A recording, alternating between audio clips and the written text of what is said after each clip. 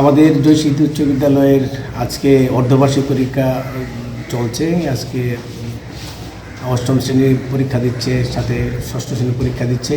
এই পরীক্ষায় প্রাকৃতিক দুর্যোগের কারণে বিদ্যুৎ না থাকার দরুন আমরা আমাদের এই কক্ষে অন্ধকার, এই জন্যে অন্ধকার দূর করে পরীক্ষা দেওয়ার জন্য শিক্ষার্থীদের মোমবাতির ব্যবস্থা করা হয়েছে। আমাদের জানালা এদিকেও বন্ধ, কারণ বাহিরে বৃষ্টি হইতেছে। এই জন্য আমাদের একটু ঝাপসা লাগতেছে, ভালোভাবে আমাদের লিখতেও অসুবিধা হইতেছে। তাহলে আলোটা থাকলে আমরা আর একটু ভালোভাবে স্পষ্টভাবে লিখতে পারতাম। আমাদের এটাই সমস্যা হচ্ছে। মোমবাতি জ্বালা পরে কেমন লাগছে তোমার? মোমবাতি চালুর পরে অনেক ফর্সা দেখা যাচ্ছে এবং আমরা দেখতে অনেক সুবিধা পাচ্ছি। আজকে তো সকাল থেকে বিদ্যুৎ নেই, আর পরীক্ষা তো নিতেই হবে।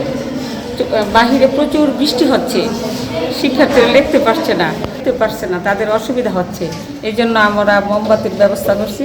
মোমবাতির আলোতে এখন ভালো করে পরীক্ষা দিতে পারছে। কেমন লাগছে পরীক্ষা দিতে অন্ধকারে? অনেক ভালো লাগে স্যার।